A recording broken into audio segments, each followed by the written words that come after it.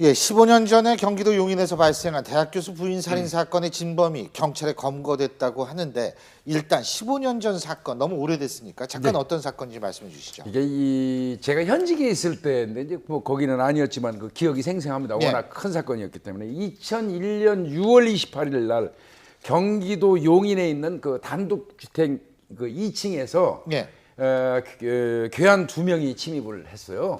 그래서 이제 그 당시에 그 집주인은 신모 씨라고 그 대학 교수입니다. 의대 교수 되시는 분이 그쪽으로 이사를 가셨던 거예요. 용인이 개발될 때. 그 부인하고 잠에서 깬 거예요.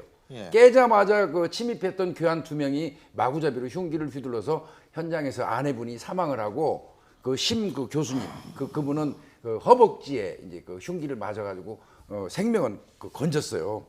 이제 그렇게 해서 사건이 이제 뭐 난리가 났죠. 그런데 사건을 조사하다 보니까 이분이 이사하는 과정에서 이웃집하고 감정 싸움이 좀 있었다는 점하고 그다음에 괴한 2명이 들어오자마자 뭐 금품을 요구하거나 뭐 이런 것도 없이 그냥 잠에 깬 사람 그냥 바로 흉기로 살해를 한 걸로 봐서 아 이거는 어떤 이웃집에 의한 어떤 원한이라든지 뭐 청부살인 뭐 이런 쪽으로 이제 그 생각을 했어요. 금품이라든지 이런 건 아니라고 보고. 그러니까 지금 결과적으로 보면 수사의 방향성을 잘못 잡았던 거죠.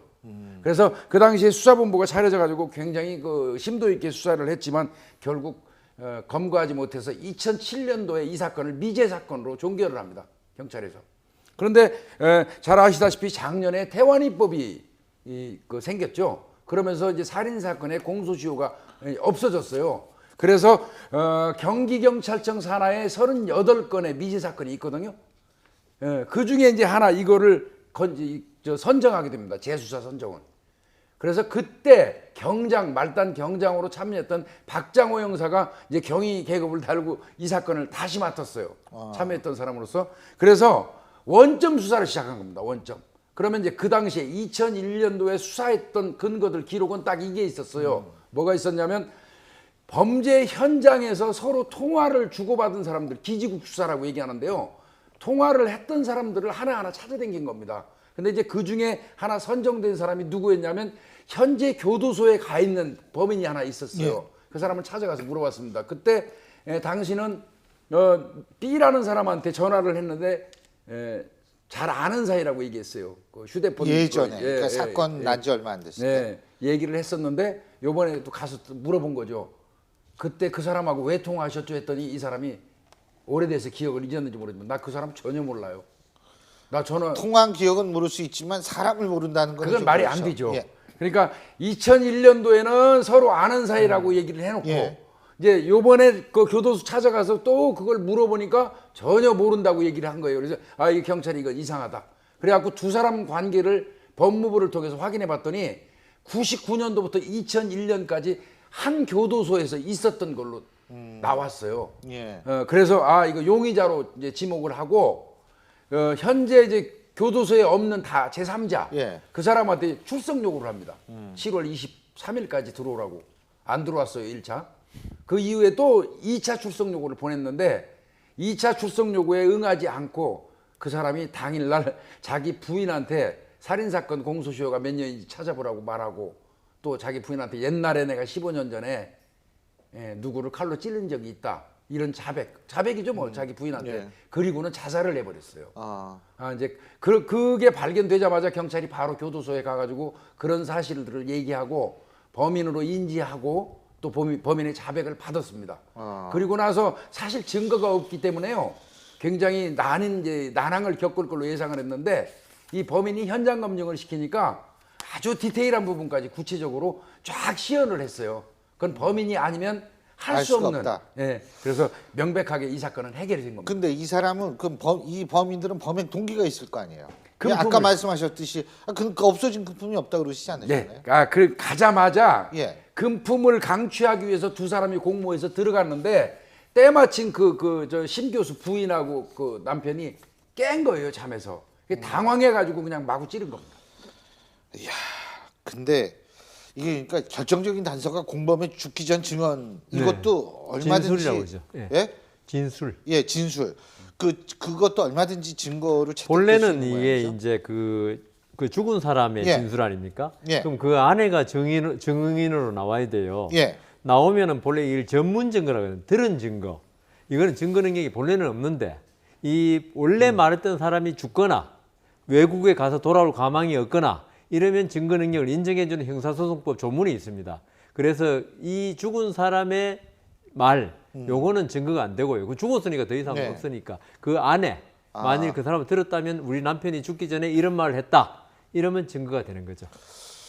그 아까 김 박사님이 이 경기도 전체의 미제 사건이 38건이요. 이제 한 건 해결했으니까 37건 7건 남았다.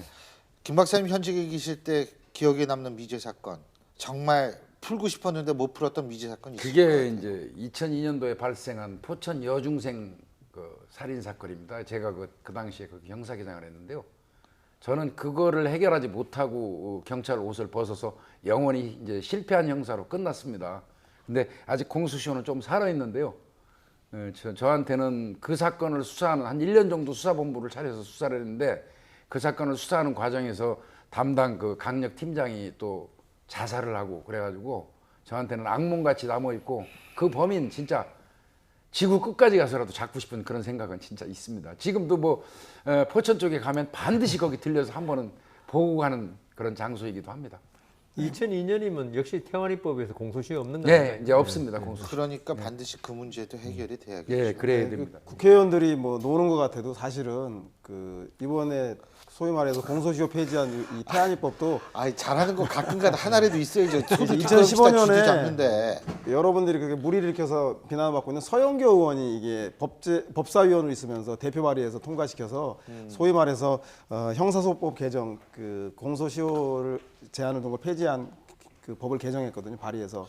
서영교 의원이 이번에도 그 저 네. 삼군사관학교 삼사관학교 거기에 그 황당한 질문 이런 거 다 들춰냈지 않습니까? 네, 그러니까 의정 활동 아주 활발하게 예, 하세요. 의원들이 뭐 언론상에서 멱살 잡고 고성 지르는 것만 보인다고 뭐 싸운다고 해서 정치를 혐오하고 싫어할 게 아니라 이번 국정감사에서 국민 먹고 사는 문제를 얼마나 잘 해결하는지 눈을 부릅뜨고 한번 지켜봐 주시는 근데 게 좋을 것 보니까 같습니다. 정의감은 살아 있는데 네. 법리로는 문제가 있는 보입니다. 위헌 소지가 있죠. 태완이법 만들 때 네. 공소시효 살인사건 없앤다고 하니까 네. 일각에서 반대했습니다. 아니 옛날 사건 꺼내봐야 어차피 이거 해결될 가능성도 낮은데 네. 경찰력만 낭비하고 포퓰리즘 아니냐 일각에서는 반대했는데 그 이후에 지금 미제 사건 벌써 3번째가 그렇죠. 해결이 된 거고 그러니까 태완이법에 태완이는 지금 적용을 못 받지만 네. 그 덕분에 다른 범죄 피해자들의 한이 지금 풀리고 있는 것 맞습니다. 같습니다. 그리고 김 박사님 그 남은 숙제 예. 반드시 풀릴 겁니다. 예, 예. 그랬으면 범인은 좋겠습니다. 반드시 잡힙니다.